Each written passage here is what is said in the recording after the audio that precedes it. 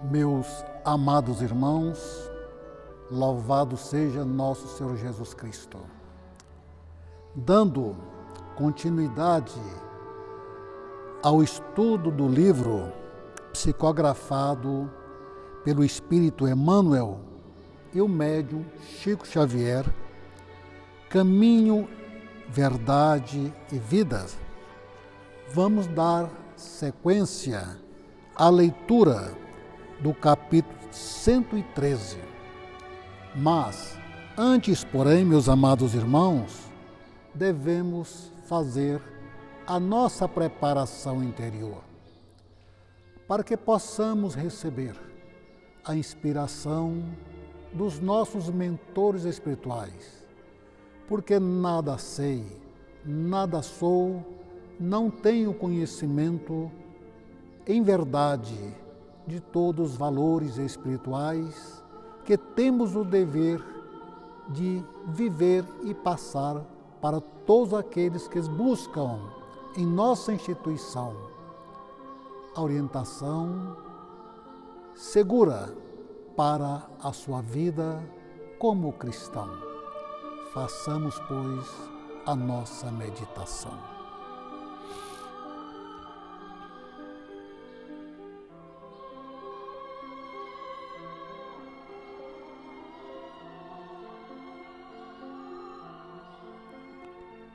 Deus Pai, que sois todo poder e bondade, Divino Mestre Jesus, Supremo Guia Espiritual de nosso planeta,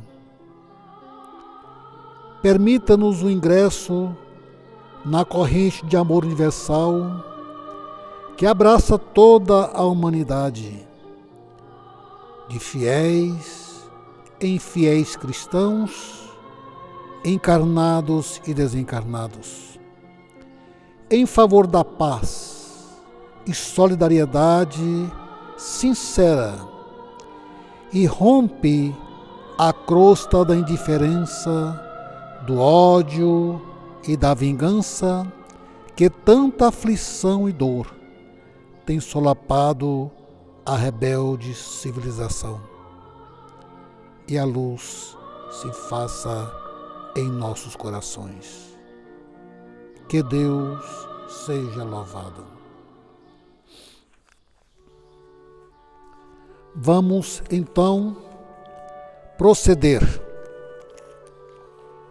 à leitura do capítulo 113, Não te esqueças. Porque muitos dos judeus, por causa dele, iam e criam em Jesus. João 12, 11. Essa referência bíblica, meus amados irmãos, se refere àquela vivência que teve na sua vida um dos maiores amigos e sua família de nosso Senhor Jesus Cristo, Lázaro, e sua família composta de duas irmãs, Maria e Marta. Lázaro era um homem de bens, respeitado e venerado pela aldeia em que vivia, chamada de Betânia, e que tinha então um grande prestígio perante a sociedade da época. E o Mestre Jesus o amava, e sempre que passava por Betânia com os seus discípulos, permanecia em sua casa como descanso, até mesmo para o refazimento das energias, pelo grande labor, pelas caminhadas imensas que tinham que fazer, levando a sua mensagem, a sua doutrina ao coração dos homens. Este texto tem muito a ver com essa narrativa, em que Lázaro adoeceu adoeceu e o mestre se encontrava ausente. Com isto, Marta e Maria ficaram no estado de ansiedade e mandaram um correio avisar ao Mestre Jesus que o seu amigo Lázaro estava enfermo. O Mestre Jesus compreendeu que não era nada de grave, que poderia comprometer a saúde do seu amigo, e então esperou por mais algum tempo, até que no dia seguinte ele preocupou e resolveu, com seus discípulos, voltarem à cidade, à aldeia, em visita ao seu amigo enfermo. Chegando lá, a Marta, sabendo que ele estava muito bem próximo, foi ao seu encontro dizer a ele que o seu amigo já estava morto e sepultado há 4 dias. E assim, o mestre tranquilizou que ele veria a situação em que encontrava o seu irmão e seu querido amigo. E foi lá diante do sepulcro que ele pediu para que tirasse a pedra que revestia o túmulo, para que então, ali diante do altar de Deus, ele pediu a Deus ao retorno do seu filho amado, que não estava morto, mas como ele previra antes mesmo, provavelmente um estado de letargia em que leva um sono profundo e que facilmente poderia ser confundido com a morte. Porque, meus amados irmãos, depois de consumado a morte, não tem como retornar à vida, não tem como ressuscitar a carne. E o Mestre Jesus, o Messias enviado por Deus, muito bem sabia disto, mas, sabendo que eles tinham apenas um problema, um transtorno passageiro e profundo, ele tinha certeza do seu retorno à vida normal. Vamos então à leitura do texto, feito esse pequeno esclarecimento de forma sucinta para facilitar o nosso raciocínio. Narra o Evangelho de João que muita gente, encaminhando-se para Betânia, buscava acercar-se do Mestre, não somente para vê-lo, mas para contemplar também a figura de Lázaro, retirado do sepulcro. Nessa movimentação, muitos iam e voltavam transformados, irritando os círculos farisaicos. Imaginemos nós, naquela época, sem os recursos que temos hoje, o alvoroço na aldeia que provocou o ressuscitar de um morto. Como eles entenderam, muitos admiravam a figura do Divino Mestre Jesus e outros buscavam a admiração de Lázaro, aquele que estava morto.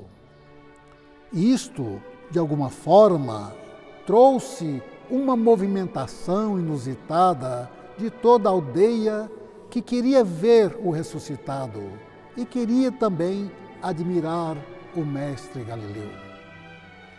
Mas, meus amados irmãos, também tinham aqueles que não gostavam do Mestre e que dali saíram correndo para levar a notícia do ocorrido aos homens do Supremo Tribunal daquela época, que era o Sinédrio, relatando ao seu modo que eles já não gostavam do mestre e aí, com esse ato, com essa ocorrência, com certeza já planejaram o fim do nosso mestre. Essa lembrança do apóstolo é preciosa. A situação, todavia, é idêntica nos dias atuais. A alma voltada para o Cristo quase sempre foi ressuscitada por seu amor, escapando à sombra dos pesadelos intelectuais que operam a morte do sofrimento. Muitos homens estão mortos, soterrados nos sepulcros da indiferença, do egoísmo, da negação, quando um companheiro como Lázaro tem a felicidade de ser tocado pelo Cristo, eis que se estabelece a curiosidade geral acerca de suas atitudes. Todos desejam conhecer-lhes as modificações. Se és, portanto, um beneficiado de Jesus, se o Senhor já te levantou do pó terrestre para o conhecimento da vida infinita, recorda-te de que teus amigos, na maioria, têm notícias do Mestre, todavia, ainda não estão preparados a compreendê-lo integralmente. Serás como Lázaro, o ponto de observação direta para todos eles. Somente começarão a receber a claridade da crença sincera por ti, reconhecendo o poder de Jesus pela transformação que estejas demonstrando. Se já foste, pois, chamado pelo Senhor da vida, está em tuas mãos continuares nos recintos da morte, ou levantares para edificação dos que te rodeiam. Aí está, meus queridos irmãos, uma belíssima analogia da vida em que vivemos com uma ocorrência que aconteceu com um dos futuros discípulos do Cristo, Lázaro. Ocorrência que presta-se simbolicamente a um momento em que vivemos. Muitos homens estão mortos, sim, meus amados irmãos, soterrados nos sepulcros da indiferença, do egoísmo, da vaidade, da ambição, do falso poder humano, todos eles mortos porque estão cegos, não compreenderam ainda a verdade e a vida, os valores eternos, e vivem presos ao transitório, ao passageiro e às falsas conquistas puramente humanas, que servirão apenas para atender o seu egoísmo e as suas ambições. São, como nós podemos entender, os vivos mortos estão vivendo, mas não compreenderam ainda o sentido da vida, não compreenderam ainda os valores eternos, não buscam dessa forma, a não ser aquilo que são condições que atendam o seu imediatismo na vida terrena. Meus irmãos, como é frágil a sustentação dos valores que tanto delineamos, buscamos com afinco, com todo o zelo, os valores que não servirão para nós, que não levaremos conosco, desde os valores intelectuais que tanto nós nos envaidecemos, ornamos a nossa cabeça e esquecemos que eles passem pelo nosso coração. São valores temporários, são sombras que nós brigamos pela sua conquista, disputando os espaços como se eles fossem verdadeiramente dignos da nossa confiança e dos nossos desejos. Eis, meus amados irmãos, a valiosa colaboração deste texto para que nós possamos refletir de forma sincera e honesta, para entendermos o que nós estamos fazendo de nossas vidas.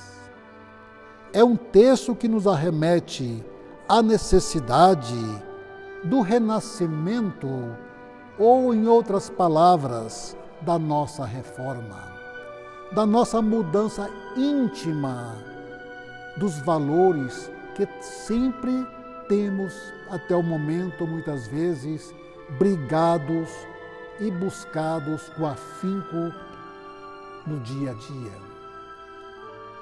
Vamos reformar, vamos renascer de novo, vamos buscar os valores eternos, abandonando de nossos corações os sentimentos de ódio, de inveja, de intriga, os sentimentos de ambição e negação real dos valores que nós fingimos seguir, porque apenas fazemos na superficialidade, mas no fundo, no âmago de nossos corações, ainda não mudamos em definitivo. E o Mestre Jesus, ele considera que nós devemos viver os valores eternos, buscá-los e vivê-los no dia a dia, na relação com os nossos irmãos, uns para com os outros, porque, como tem nos ensinado a própria doutrina espírita, hoje eu vou semear o ódio, a perseguição, a vingança, criando ódio, estabelecendo sentimentos de ódio no coração dos nossos irmãos, filhos do mesmo Deus, temos a mesma origem e teremos o mesmo fim. Assim, nós causamos as piores aberrações na mente e no coração, e que amanhã, quando não saberemos quando, teremos que receber em nossos seios, como filhos, problemas, como esposas, problemas, ou como maridos, problemas, porque não sabemos como será o amanhã, qual é a reserva de vida que está sendo feita para nós, a fim de que nós possamos ter a possibilidade de resgatar, de conquistar, de refazer aquilo que nós destruímos. A sementeira é livre, a colheita é obrigatória. Isso não é uma retórica, não é simbolismo, é uma realidade de nossas vidas, que teremos que vivê-la mais tempo ou menos tempo, porque o Espírito, ele é eterno. Aí está, meus amados irmãos, uma pequena ilustração para que nós possamos refletir com relação às nossas vidas. Cada um de per si, não vamos aqui fazer menções de vícios e indignidades humanas. Cada um tem a responsabilidade de viver o seu presente e construir o seu futuro, de alegrias ou de dores. Assim, aqueles que se dizem terem recebido as claridades da crença cristã só poderão demonstrar esses valores pela transformação que estejas demonstrando.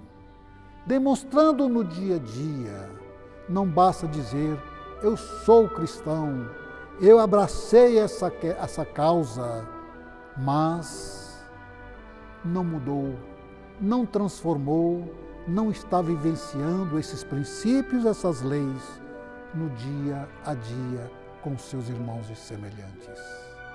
Aí fica, meus queridos irmãos, esta mensagem que finalmente o Emmanuel, o Espírito que foi o instrutor, o companheiro, o delegado, o amigo, o pai, o professor, preceptor do nosso querido irmão Francisco Cândido Xavier.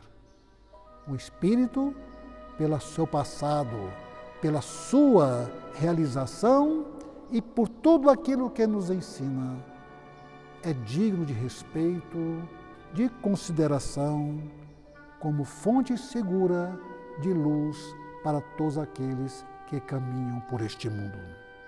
Portanto, se já foste, pois, chamado pelo Senhor da vida, está em tuas mãos continuares nos recintos da morte ou levantares para edificação do que te rodeiam. Assim, encerramos a nossa mensagem, pedindo a Deus que abençoe a todos, ilumine a mente e o coração, para que cada um possa viver a vida dentro dos parâmetros da verdade, da luz e da fé, e confiar sempre naquele que foi e é a luz do mundo, é o caminho, a verdade e a vida. E que Deus seja louvado. Portanto, agradecemos a Deus, Adonai, Supremo Deus, que tudo criou, as coisas visíveis e invisíveis. Agradecemos pela oportunidade e permita, ó Pai, que estas palavras sirvam de conforto, sirvam de segurança, mas jamais que possa perturbar a mente e o coração dos nossos irmãos. E salve a lei.